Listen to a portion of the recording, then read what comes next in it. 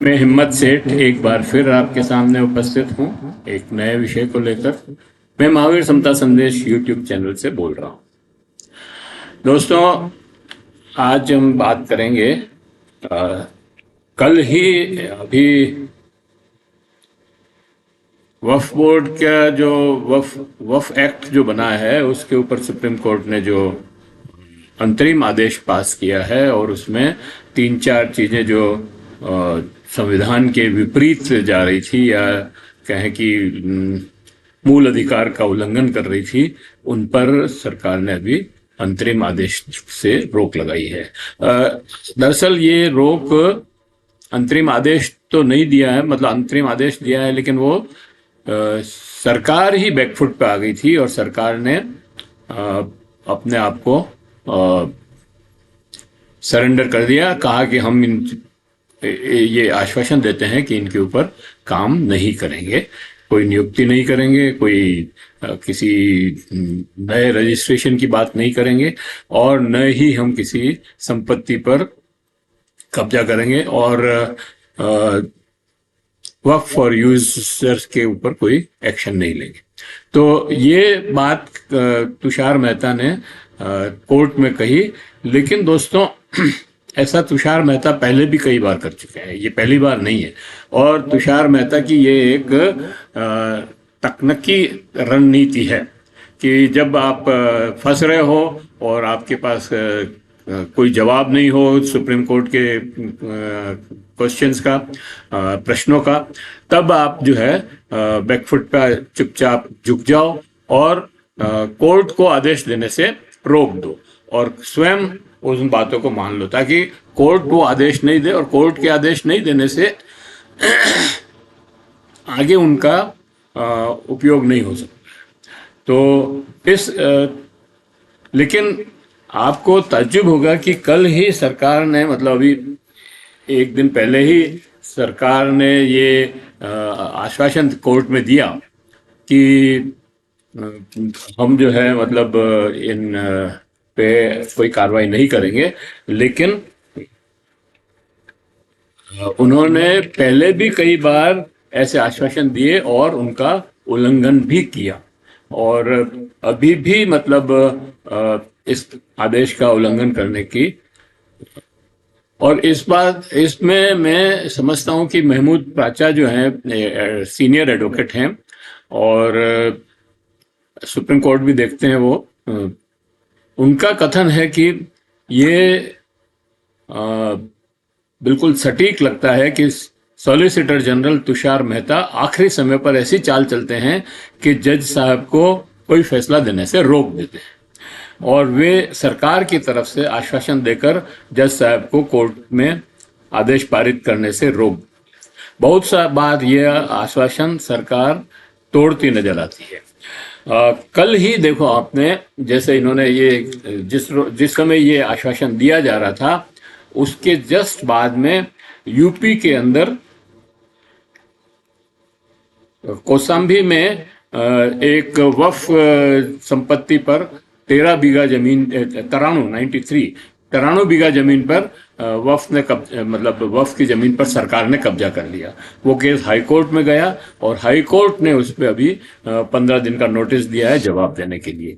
लेकिन सवाल ये नहीं है कि हाई कोर्ट ने क्या किया, सवाल ये है कि जब सुप्रीम कोर्ट में आप कोई आश्वासन दे रहे हैं उसके विपरीत कोई सरकार कैसे काम कर सकती है, सवाल ये है। और इस तरह से मतलब आप आश्वासन देकर के और उन आश्वासन को तोड़ रहे हैं तो आप कोर्ट का मजाक उड़ा रहे हैं। तो सुप्रीम कोर्ट का मजाक उड़ाना अपने आप में एक आश्चर्यजनक बात है। तो सरकार को इस बात पर और ये महमूद प्राचा ने पहले ही ये मतलब आशंका जाहिर कर दी थी कि ऐसा हो सकता है। और इसी तरह से फतेहपुर मरीना मस्जिद पर भी जो है बुलडोजर चलाया और उसको ध्वस्त करने के लिए, और उसको हाई कोर्ट में चला गया मामला, उसको भी रोका है और उसको नोटिस दिया है।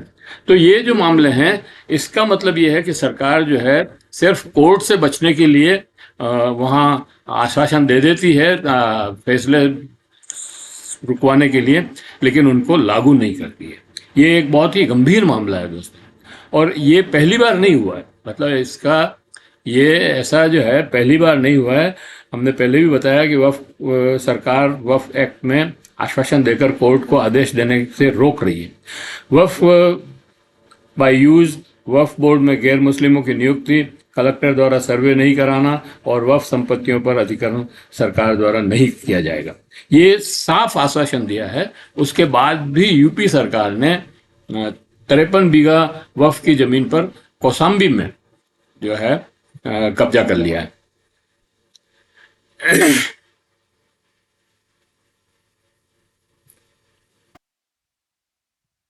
ये आश्वासन देकर सरकार ने एक संभावित न्यायिक झटके को टाल दिया। लेकिन दोस्तों, मैं इसको आगे बढ़ाऊं उसके पहले मैं ये अपील करना चाहता हूं कि अगर आपने अभी तक भी हमारे YouTube चैनल महावीर समता संदेश को सब्सक्राइब न किया है तो सब्सक्राइब कर लें, बेल आइकन दबा दें, बेल आइकन दबाना न भूलें, और अगर वीडियो अच्छे लग रहे हैं तो लाइक करें, फॉरवर्ड करें और लोगों को भेजें, और कमेंट बॉक्स में जाएं, कमेंट लिखें, सुझाव दें। आपके कमेंट और सुझाव हमें और बेहतर करने की ओर अग्रसर करेंगे। दोस्तों, जितना आप सब्सक्राइब करेंगे उतना ही हमें प्रोत्साहन मिलेगा, लाइक करेंगे, सब्सक्राइब करेंगे उतना ही हमें प्रोत्साहन मिलेगा, और हम और ज़्यादा रिसर्च के साथ और ज़्यादा अच्छी खबरें की समीक्षा हम आपके सामने रख सकें। तो दोस्तों, मैं ये कह रहा था कि ये सरकार पहला मौका नहीं है कि सरकार ने सुप्रीम कोर्ट में झुक गई हो या बैकफुट पे आ गई हो। पीछे भी मैं अपने कदम पीछे खींच लिए हूं। देशद्रोह कानून में और अनुच्छेद 370 के मामले में भी ऐसा पहले कर चुकी है।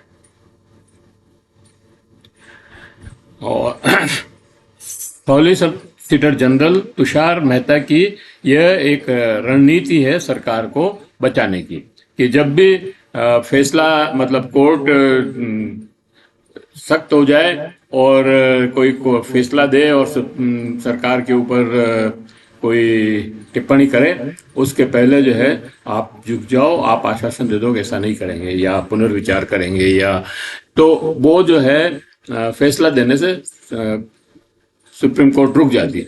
ये कहना चाहिए कि सुप्रीम कोर्ट को घुमा दिया जाता है। तो महमूद प्राचा तो यही कह रहे हैं कि सुप्रीम कोर्ट को जो है झांसे में ले लेते हैं ये तुषार मेहता, और सुप्रीम कोर्ट जो है बार बार जो है उनके झांसे में आ जाता है। इसके पहले कई मौकों पर सुप्रीम कोर्ट ने के संकेतों को भांपते हुए अपने रुख में बदलाव किया है। मई 2022 में देशद्रोह का कानून आईपीसी की धारा 124A पर सुप्रीम कोर्ट ने तल्ख टिप्पणी करते हुए कहा था कि यह कानून प्रथम दृष्टया असंवैधानिक है, संवैधानिक लगता है और इसे रद्द किया जा सकता है। इसके ठीक एक दिन बाद सरकार के वकील तुषार मेहता ने कोर्ट में अपने रुख को नरम करते हुए कहा कि हम इस कानून पर पुनर्विचार करेंगे। सरकार ने इसके पहले मतलब तुषार मेहता ने एक दिन पहले बहुत जबरदस्त तरीके से इस कानून को की पैरवी की थी। इसको इसके बचाव में बहुत सारे अपने वो रखे, लेकिन दूसरे दिन बदल गए, फट से कह दिया कि हम पुनर्विचार करेंगे। इस तरह से मतलब वो अपने आप को सरकार को बचाने के लिए अपनी रणनीति के तहत वो चल रहे हैं। अनुच्छेद 370 पर भी ऐसा ही हुआ, बैकफुट पर आई सरकार। अनुच्छेद 370 के अंदर निरस्त करने वाले सवाल था कि क्या संसद को किसी राज्य में को केंद्र शासित बदलने का अधिकार है। इस प्रश्न पर संविधान पीठ सख्त थी और कोई भी फैसला देती तो उसका भविष्य में भी उसका असर पड़ता। तो उस समय भी तुषार मेहता ने कोर्ट को आश्वासन दिया कि हम जो है जम्मू कश्मीर को पूर्ण राज्य का दर्जा वापस दे देंगे। तो जब ये हो गया, लद्दाख को अलग कर देंगे, मतलब केंद्र शासित प्रदेश ही रखेंगे और जम्मू कश्मीर को पूर्ण राज्य का दर्जा दे देंगे। ये हो गया तो फिर कोर्ट ने कोई भी कोई भी आदेश देना उचित नहीं समझा। लेकिन 5 साल हो गए, मतलब 6 साल हो गए लगभग, अभी तक भी जम्मू कश्मीर को पूर्ण राज्य का दर्जा नहीं दिया है और देने की मंशा भी नहीं है। मतलब बड़ी बात यह है कि शाह और नरेंद्र मोदी केंद्र से ही को कश्मीर को चलाना चाहते हैं और कश्मीर में एक मुख्यमंत्री बन गए हैं, चुनाव से बने हैं, लेकिन वो इतने लूले लंगड़े हैं कि कुछ भी फैसला नहीं कर सकते हैं, क्योंकि सारे जो पावर है वो वहाँ के लेफ्टिनेंट गवर्नर को दे दिए। और लेफ्टिनेंट गवर्नर आरएसएस का पिद्दा है कहना चाहिए, तो वो कोई फैसला ले नहीं रहा है, मतलब कोई भी आदेश पारित नहीं होने दे रहा।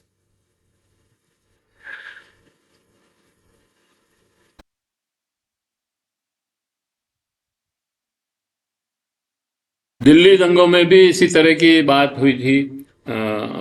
आरोपी शाकुरा जरगर को दिल्ली हाई कोर्ट ने जमानत दी थी। उस समय भी यही उस समय पहले तो तुषार मेहता जो है उसको मना कर रहे थे कि नहीं नहीं नहीं, हम नहीं देंगे, जमानत नहीं दे सकते हैं। दूसरे दिन उन्होंने देखा कि जब सुप्रीम कोर्ट दे ही रहा है तो उन्होंने उसका बचाव करना बंद कर दिया। तो इस तरह से हम देख रहे हैं कि तुषार मेहता एक रणनीति के तहत, जो महमूद प्राचा ने, जो एडवोकेट महमूद प्राचा ने बिल्कुल सही कहा है कि तुषार मेहता जो भी मतलब देखते हैं कि ये यहाँ सरकार फंस रही है, वहाँ पर अपनी चाल चलते हैं और वो एक सच्चा झूठा आश्वासन दे करके निकल जाते हैं। जैसा कि अभी मतलब इस वक्फ का तो बिल्कुल सामने मामला है। कल ही उन्होंने जो मतलब परसों इन्होंने ये दिया है आश्वासन, और उसी रोज जो है कौशाम्बी में ये वक्फ के जमीन पर कब्जा कर लिया सरकार ने जाकर के। यूपी की सरकार इस मामले में मतलब सुप्रीम कोर्ट को भी धत्ता बता रही है। सवाल यह है कि ये कब तक चलेगा और केंद्र सरकार इस पर ध्यान क्यों नहीं दे रही है? क्या विधायिका ने ये सोच लिया है कि हम न्यायपालिका की कोई बात नहीं मानेंगे, या असंवैधानिक बातों को भी न्यायपालिका से मनवाने का प्रयत्न करेंगे? तो ये सारी चीज़ों पे विचार करने की ज़रूरत है। मैं इस वीडियो को यहीं समाप्त करता हूँ और आशा करता हूँ कि आपको ये वीडियो पसंद आया होगा, और पसंद आया हो तो लाइक करें, फॉरवर्ड करें और लोगों को भेजें, ताकि और ज़्यादा इसका फैलाव हो, लोग देख सकें इसको कि भाई कैसे कोर्ट जो है सुप्रीम कोर्ट में आश्वासन देने के बाद भी बदल रही है। तो ये बहुत बड़ी बात है। अगर आपको ये वीडियो अच्छा लगा हो तो इसको लाइक करें, फॉरवर्ड करें और लोगों को भेजें।